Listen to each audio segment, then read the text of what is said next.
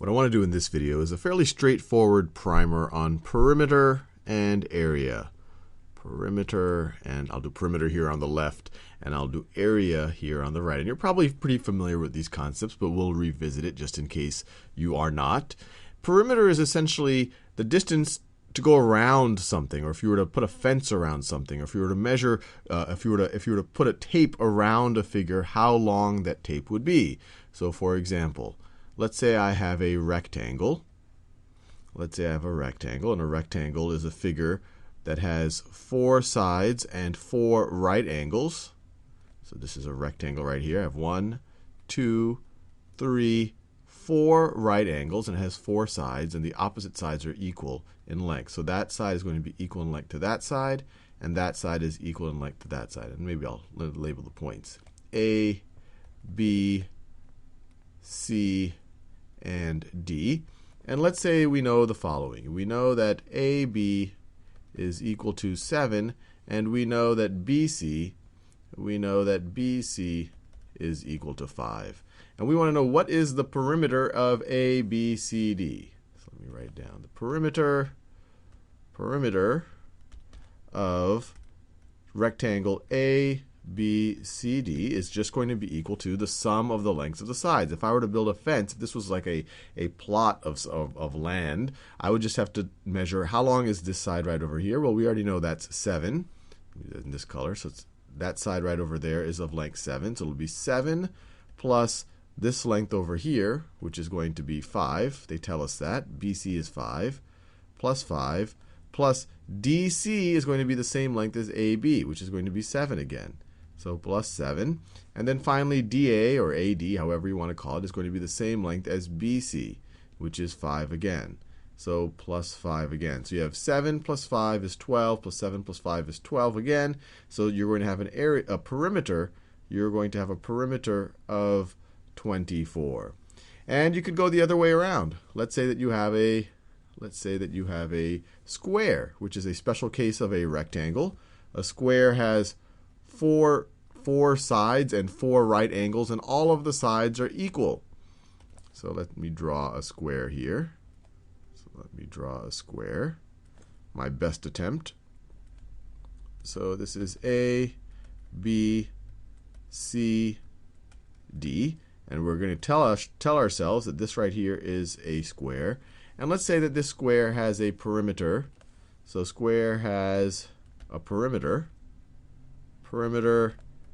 of 36. So given that, what is the length of each of the sides? Well, all the sides are going to have the same length. Let's call them x. So if AB is x, then BC is x, then DC is x, and AD is x. All of the sides are congruent. All of these segments are congruent. They all have the same measure. We call that x. So if we want to figure out the perimeter here, it'll just be x plus x plus x plus x, or 4x. Let me write that. X plus x plus x plus x, which is equal to 4x, which is going to be equal to 36. They gave us that in the problem. And to solve this, 4 times something is 36. You could solve that probably in your head, but we could divide both sides by 4. And you get x is equal to 9. X is equal to 9. So this is a 9 by 9 square. This width is 9, this is 9, and then the height right over here is also 9. So that is perimeter. Area is kind of a measure of how much space does this thing take up in 2 dimensions. And one way to think about area is if I have a 1 by 1 square. So this is a 1 by 1 square. And when I say 1 by 1, it means you only have to specify 2 dimensions for a square or rectangle because the other 2 are going to be the same. So for example, you could call this a 5 by 7 rectangle because that immediately tells you, okay, this side is 5 and that side is 5. This side is 7 and that side is 7. And for a square, you could say it's a 1 by 1 square because that specifies all of the sides. You could really say for a square where on one side is 1, then really all of the sides are going to be 1. So this is a 1 by 1 square. And so you can view the area of any figure as how many 1 by 1 squares can you fit on that figure. So for example, if we were going back to this rectangle right here, and I wanted to find out the area of this rectangle, and the notation we can use for area is put something in brackets. So the area of rectangle ABCD, ABCD is equal to the number of 1 by 1 squares we can fit on this rectangle. So let's try to do that just manually. I think you already might get a sense of how to do it a little bit quicker. But let's put a bunch of 1 by 1. So let's see. We have 5 1 by 1 squares this way and 7 this way. So I'm going to try my best to draw it neatly. So that's 1, 2, 3, 4, 5, 6, and then 7. 1, 2, 3, 4, 5, 6, 7. So going along one of the sides, if we just go along one of the sides like this, you could put 7 just along one side just like that. And then over here, how many can we see? We see that's 1 row, that's 2 rows, 2 rows, then we have 3 rows, and then 4 rows, and then 5 rows. 1, 2, 3, 4, 5. And that makes sense because this is 1, 1, 1, 1, 1. Should add up to 5.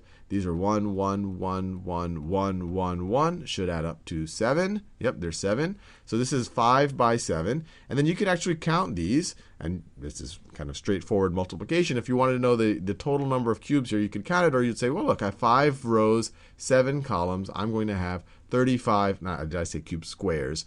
I have 5 squares in this direction, 7 in this direction, so I'm going to have 35 total squares. So the area of this figure right over here is 35. And so the general method, you could just say, well, I'm just going to take one of the dimensions and multiply it by the other dimension. So if I have a rectangle, let's say the rectangle is 1/2 by 1/2 by 2. Those are its dimensions. Well, you could just multiply it. You say 1/2 times 2, the area here is going to be 1.